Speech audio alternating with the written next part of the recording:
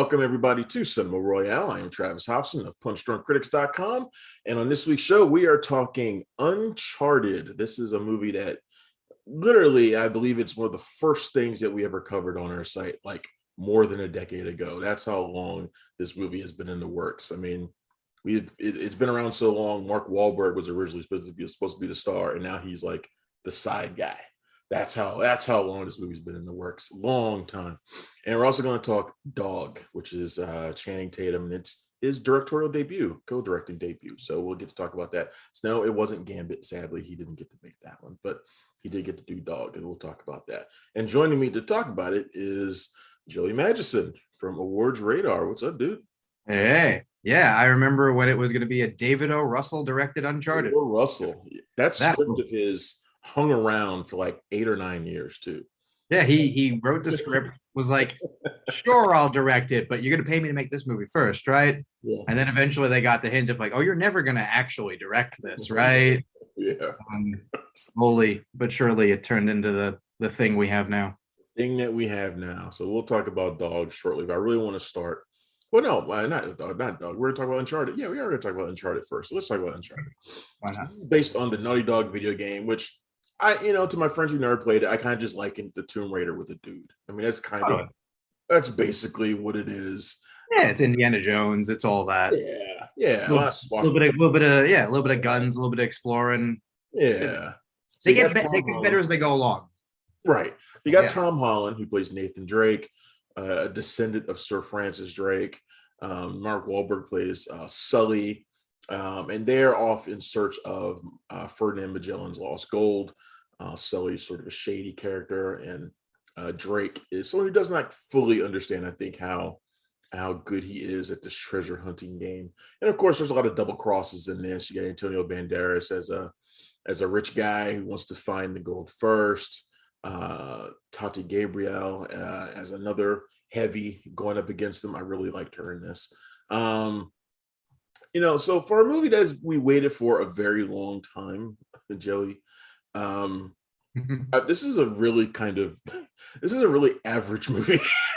I really wanted to like this a lot, and I'll be honest. It starts off with a really great set piece, which is Drake kind of attached to these floating cargo in the air. He's stuck to it, and it kind of ends on that same sequence, and then kind of expands from there.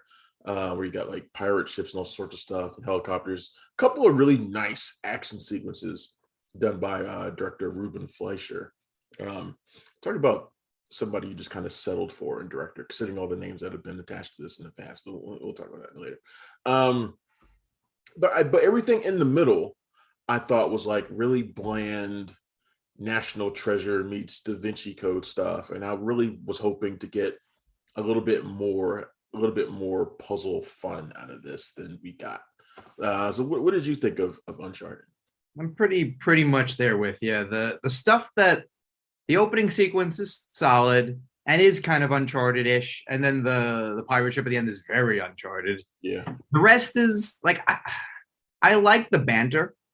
Like I got a kick out of that. Very Wahlberg-esque banter, though. Yeah, it's funny how this kind of still became a Wahlberg movie. Because it felt like Two Guns in every Mark Wahlberg movie where he's had a sidekick or partner. Yeah, it felt like, okay, I know I'm kind of the sidekick, so I'll let you make 20% more fun of me than normal. Right. But other than that, like, I want to sit out half the action scenes. I want to be off screen a solid 20 minutes. Like, it does scream like you negotiated the hell out of this deal, and kudos to that. But yeah, the middle is very, like, they clearly didn't have an idea. They had the opening idea, I think they had. And I think the idea of ending with the pirate ship and sort of setting them up for a next adventure was the pitch that got them all sort of greenlit. The rest was, we'll figure it out. And it's very dumb and needlessly complicated while also being completely arbitrary and fades from your mind literally as you're watching it. Really? Like, it's the epitome of this movie exists and is aggressively fine. Right. It's pretty much it. And I've seen it twice. I went to see it with a friend who hadn't seen it. I'm willing to go see any movie a couple times if a friend. I saw Dog twice, so there we are. Which one? I saw Dog twice, so I'm prepped. Oh God. Okay. Well, no, I think in both cases these things have some similarities. But But yeah, seeing it a second time, I was watching it, and I was like, yeah, you know what? I kind of forgot that this whole middle section the first time I watched it Well, already. it's like And you're I trying to just figure out what saw they're it like a few days before, and I was like, I don't remember any of the stuff that happened in the middle here. you're trying to figure out what they're going for the second time, I would imagine, because you're like, okay, for the big like Uncharted fans, or this is like real big shit. They know who Chloe is, so it's not really interesting what you're doing with her because they're like, okay, sure. And if you don't know who the hell she is, it's one too many characters. Like you don't really need her to pop in and out, except for I have another key. She doesn't really provide anything besides being a cool character. He's Just not for double crossing purposes. yeah. Just like Also. honestly, I don't know that you needed two villains. I think there's one reason there's two villains, and it's just to have one surprise scene. Right. Other than that, That's basically it. Yeah. That's basically it. And Banderas is basically playing like the same guy he played in Hitman's Wife's Bodyguard. Like it's just the same guy, basically. He's basically playing what Bruce Willis would play if this was an actively bad movie. If Bruce Willis Really was in the movie, like this, he would never get out of his chair. Oh yeah, he would be sitting. It would have taken place in Bulgaria, and he would have given you a weekend. He'd be in a wheelchair or something, or he'd have all of his meetings at a diner. Or everything would be from behind, so it's not actually him. Bruce Willis tropes. He's got a brand now. He does. But the movie's not all bad, though. I mean, like you said, No. it is aggressively fine, like you said. But it's interesting because I wonder if this appeals to hardcore Uncharted fans, because Tom Holland, as much as I like him, and I don't know anybody who doesn't really like him. No, he's cool. He doesn't scream Nathan Drake, like even in this. I mean, he's playing Peter Parker, right? I mean, he's basically just playing Peter Parker.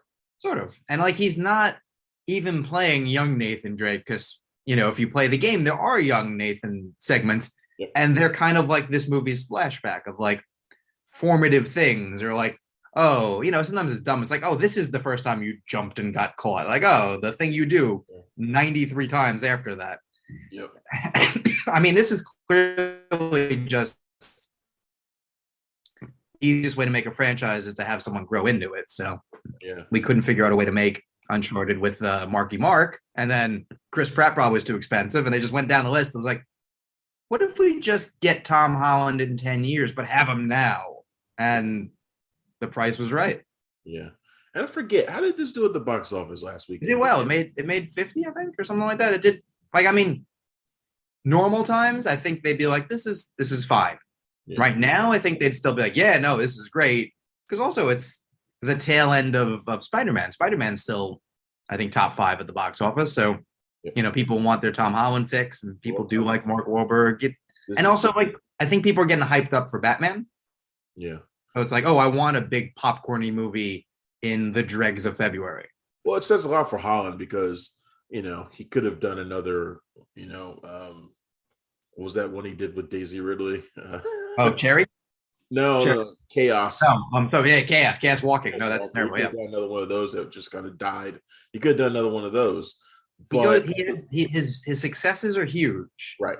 But then some of his other stuff is like, I can see what you're doing, but I kind of wish you waited for like the next offer. Like Cherry, I understand why he did it, and like I like that movie, but I know it's not great to most people. But it's not the other one great, but it's a good role for him. Yeah, like he should be playing that role. But like The Devil All the Time, I get it, like a kind of a prestige Netflix movie, but like maybe the next one would have been a better offer. And Chaos Walking, I maybe wait for the next paycheck movie. I literally had someone asking me the other day, does he play anything else other than Peter Parker? And I was like, can you tell me another movie where he does? I was like, first thing I said was Cherry.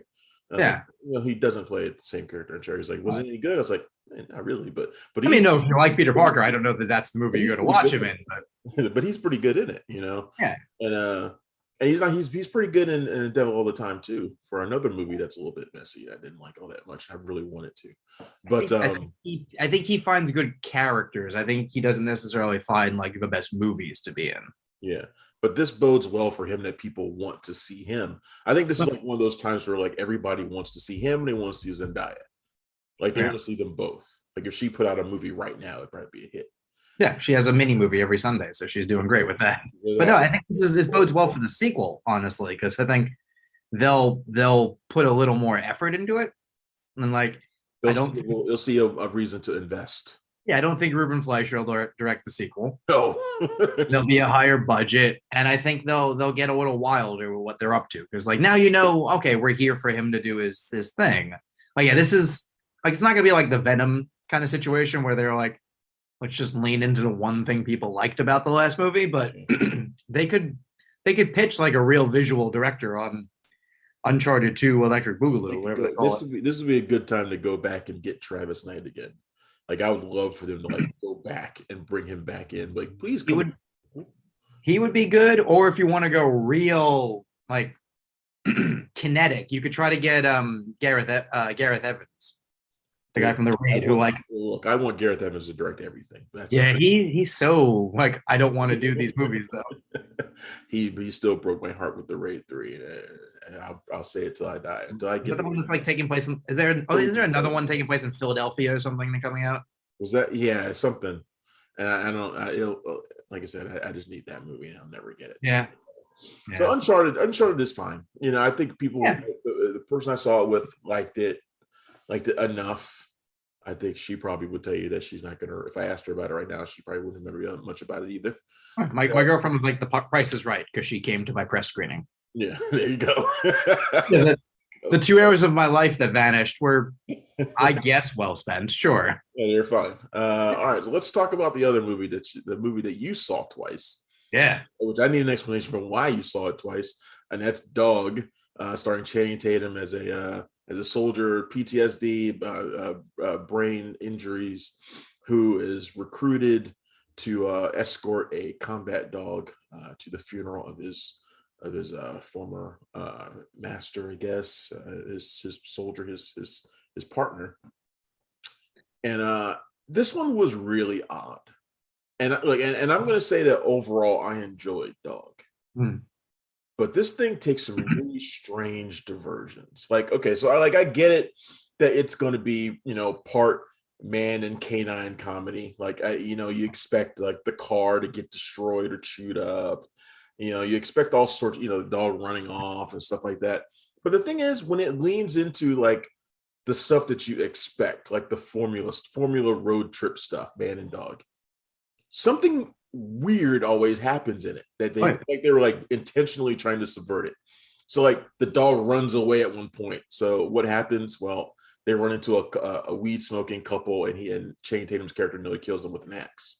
Or they break into a hotel, or they trick their way into a hotel by pretending to be blind, and the dog escapes and attacks a man who's Middle Eastern, like, because that's what he's trying to do. Like, weird stuff happens in this movie when it's doing the broad comedy, and it always kind of just left me with my head scratching, even though ultimately when it gets to the moments where it's meant to be big and emotional, it's a dog movie and it's about fallen soldiers, so it's pulling at the heartstrings. It does all the time. But when it gets to those points, they still land. But man, it takes some weird turns getting there. I think so. I spoke to the co-director, Reed Carolyn, who is Channing Tatum's producing partner. Yeah. And they were talking about making like an R-rated movie at some point, and like, but no, and like this is sort of what they landed on is, we can do it. The number will be right. So like I think they have a lot of weird ideas in their head. So I think at a certain point, okay, we need to talk. Didn't Carolyn write this as well? Reed Carolyn co-wrote this with someone else, and he wrote both Magic Mikes, I believe. Yeah, Carolyn wrote both Magic Mikes. I can't remember if they did 10 years together as well, all those years. I think he might have produced it. They met on Stop Loss. That's how far back they go. But like, yeah. They were producers on a documentary about combat dogs, if I remember right. I think so. Yeah. They clearly, this is stuff they care about. Yep. But they have a weird sense of humor. Like I maintain Magic Mike XXL is one of the like strangest movies in a good way, because I love Magic Mike XXL. It's the most sex positive like Hollywood movie I've seen in a long time. Like Big Dick Richie, who's like, oh, glass slipper, and everyone's happy for him. Like it's also why I knew instantly that was Kevin Nash. Like before they showed him, I was like, that's going to be Kevin Nash. I love that Kevin Nash is like now Channing Tatum's friend. Yeah, and you got the NWO shirt, and you're talking about he's pretty good in this. He's great in Magic Mike. I still love an XXL. Nash is an underrated actor for a wrestler, and I always tell Joe Blow, I work with them as well. that I want to do a video series where I just talk about wrestlers who became Yeah, action because stars. they all have to have charisma to be any good. So that's part of it. Like there's something about like, oh, someone go check if Tarzan died in his sleep last night. Like just that guy of like laying there, like he knows how to lay. But yeah, the movie, his part is maybe one of the weirdest parts of the movie of just like he's a paranoid weed farmer who's worried the government's after him and they have to go make friends. Like and his wife is it's weird. You know, Jane Addams as an actress. She's a really great actress, but she tends to play like kind of quirky, kooky characters sometimes. Oh no, she's playing herself, it seems like. But that segment worked. I like that. Like once you realize where it is, you're like, okay, cool. This is a fun way of breaking up the trip and giving them a little bit of a momentum for what's come next. I think the would-be threesome scene is fine. It's weird. That is also very strange. It's just that clearly was a scene they had written down somewhere and never worked out. Also very strange to run into these two almost cartoonishly feminist characters. Yeah, well, I mean, it's very, very, very broad targets at like Portland, but like probably more accurate than not. But yeah, once the attacking the Middle Eastern guy, it feels weird for a little bit until you realize they're navigating it well. But yeah, it's one of those ones where like, okay, this is weird, but less fun now. Yeah. And it just, I think watching it the second time, it worked a lot better. And the reason I saw it the second time was my girlfriend wanted to see it, and there was no guests at the press screening. That's all you need to say. I get it. We wanted the dog to come also, but that was apparently problematic. But no, it's when you know all that's coming, you kind of reevaluate as, okay, this is the beat that I know would be in this movie, but instead of like, oh, the car breaks down, which it does later instead, it's okay, there's a would-be threesome that gets broken up. It's just they kind of have a shit-eating grin about everything, and I like that. And also, for someone I hate, like I actively did not like Channing Tatum early on, which I think if you got him in a room to interview him very honestly, he would agree with the things I didn't like, because I never didn't like him. But like The Vow, they were terrible movies. I used to always call Channing Tatum the John Cena of Hollywood, because he was because John Cena, like, and as a wrestler, I hated him as a wrestler. I thought he was terrible, but I could always tell he was trying hard and trying to be better. And and they both kind of like goofy, kind of bro-ish kind of guys in the beginning, you know. And Channing Tatum played a lot of those roles in the beginning, and he was. I would agree with you that all those roles sucked and all those characters sucked, but he was trying to do better, and he got better, and he's gotten better. You could tell he didn't have the agency of his decisions. That's like The Vow and G.I. Joe, just like shit that people who look like you would be in, but you're not that guy. So once I think 21 Jump Street and like This Is the End were where I was like, oh wait, he's funny. Yeah. Like just when he's the gimp and This Is the End, he's like, I love him. He's really good in this selling his characters. Like, you know, he's desperate. He's trying to hold on to the one thing he knows, which is the military, and also trying to navigate being back in civilian society, which he obviously is not acclimated to at all. Acting against himself, I would say half the time. Yeah, because the dog is not. Yeah. Really goodness. The thing about Dog is it's not a bad movie. I think it's a good movie. No. It's just that, like I was saying, and you were talking about too, it's like it does these things that are really weird, but it does them in a way that's effective. Like they're like they ultimately work. Even though you're kind of like, where the hell is this scene going right now? Like it has a lot of personality that you don't expect from this movie, is the thing. It is not a stereotypical movie the way you would expect it would be. It's why I think the trailers were so explicit towards the end of like, the dog doesn't die. Don't worry, guys. Come see the movie. I know a lot of people who actually told me that they weren't going to go see it because they're afraid the dog's going to die. Yeah. And I mean, that's a legitimate concern. I think dog movies would be smart to put that out there often, if not. It does make this one a little weirder because there is a strong subplot of whether the dog will be put down or not. So you're like, oh, I know the answer. But I think it should make it clear that like the dog won't be killed in the movie. Yeah, this is not going to be Lean on Pete, which God, I wish I knew that was what happened in Lean on Pete. That was a bummer. Jesus. You know who I like this? Where we go? I really liked Ethan Suplee in this also. This is what he's best at. Like, give me two scenes with like a memorable character. He's great. Yeah, he's really good in this. Every time I see him, I'm always amazed at his kind of physical transformation. But he's not muscular, but he's gotten into dad bod territory now. He looks like he should look, like, as opposed to like he was always a big dude, and like that's why they were, okay, you're the fat guy. And he's Right. He was always not cast really as that guy. yeah, and now he's just like, yeah, now I'm just like the guy who maybe either I used to be fat or maybe I used to be in shape, but I'm regressing towards the middle, however you want to Like, bring it's that. kind of like what 50 Cent is now.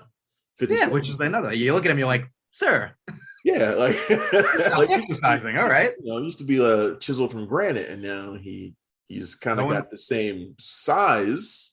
yeah, he's like, guys, no one's been shooting at me for 30 years. I eat cheeseburgers now. It's Right, fine. exactly. I slow down and I sit down.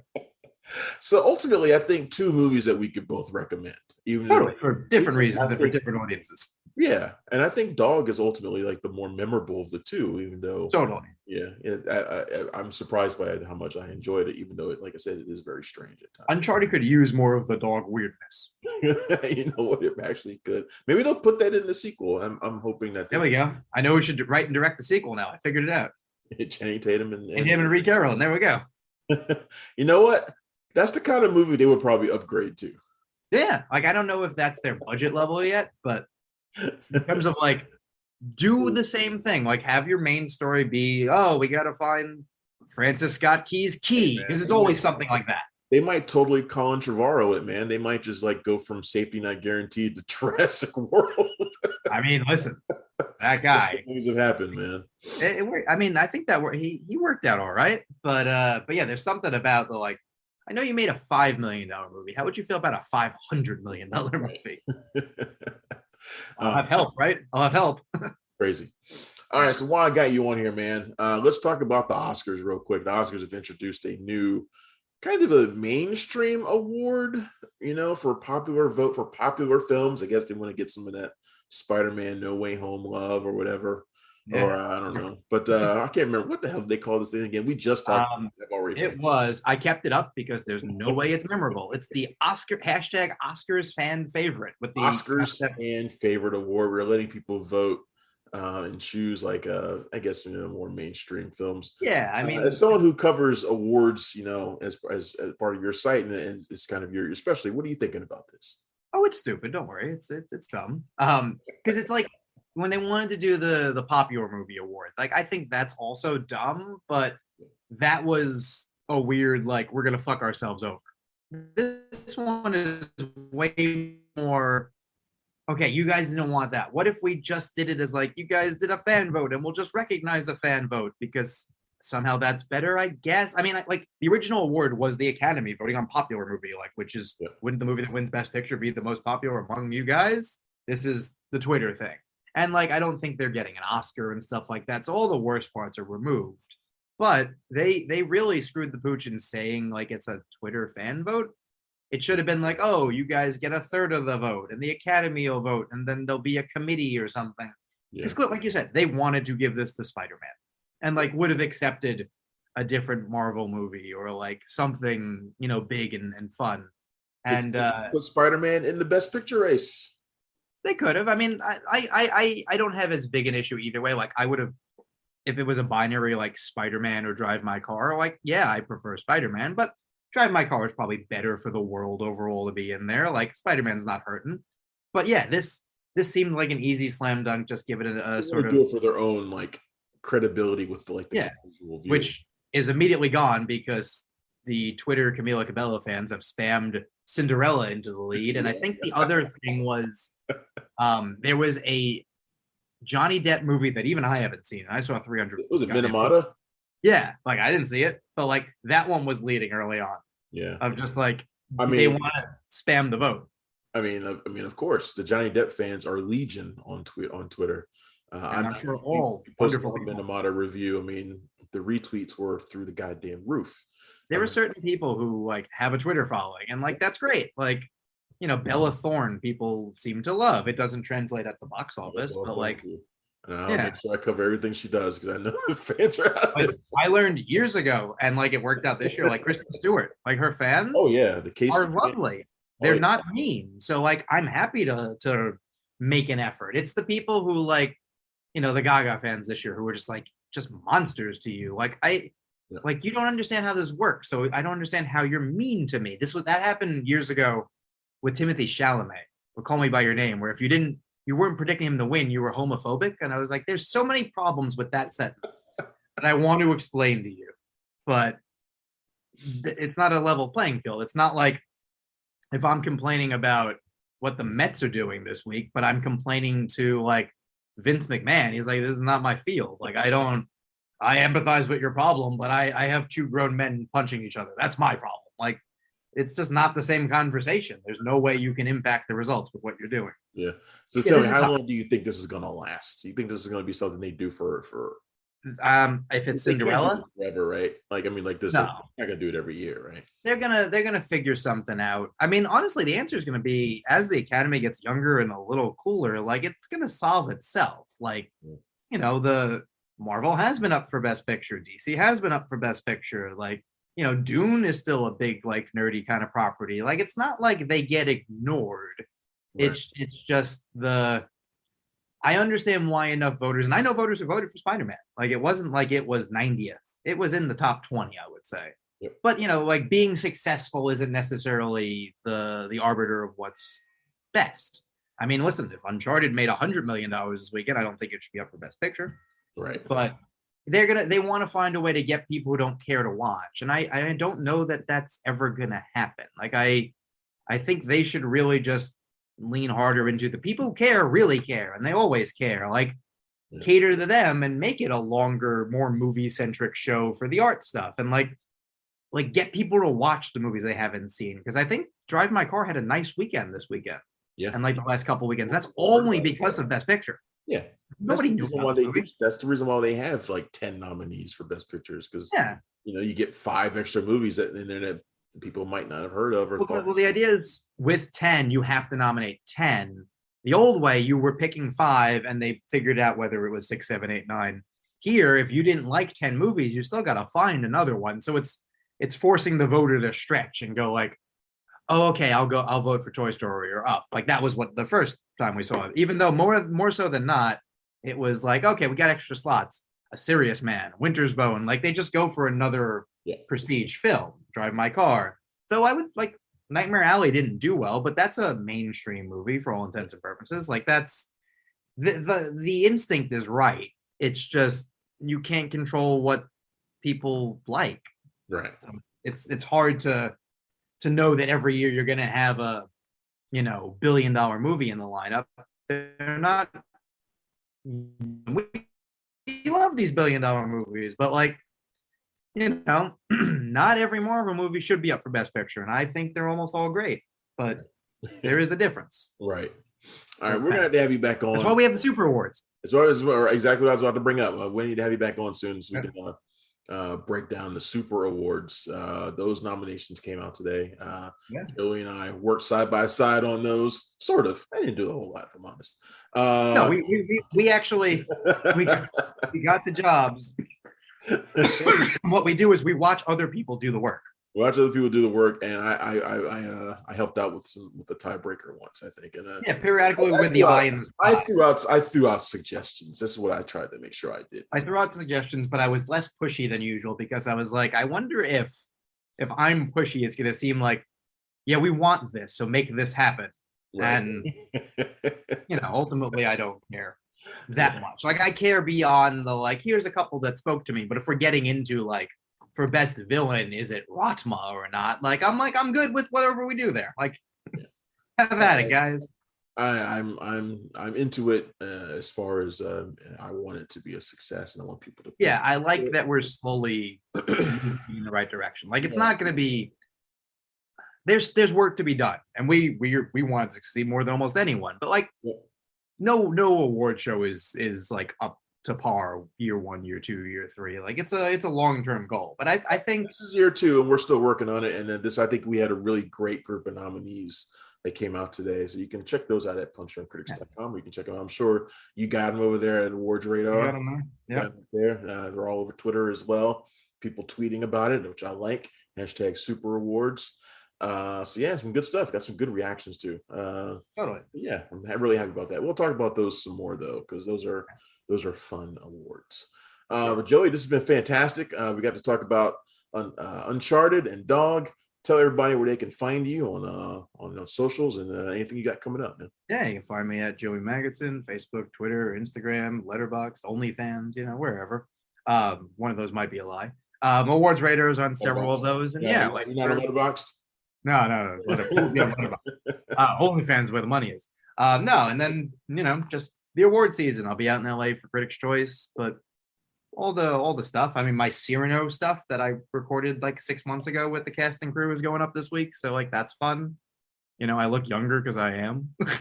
Like it's a weird time. It's like it's the end of award season, so there's not a ton to do. Yep. But there's also pre-blockbusters. So like, I don't know how many times I could write about Batman in the next 2 weeks, but I'm gonna figure out a way. I know, Jesus Christ. Yeah. All right, man. This has been fantastic. Thanks everybody for tuning in to Cinema Royale. You can find me, Travis Hobson, every day at punchdrunkcritics.com, on Twitter at Punchy Critic. You can find Punch Drunk Critics at PDC Movies. And of course, you can also find me at joeblow.com and in loads of other places as well. All right. Thanks again, everybody. Thanks, Joey. We will see you next week. Bye. Thanks for checking out the show. If you like what we're laying down, please subscribe to our channel and click the bell to receive notifications for all of our latest stuff.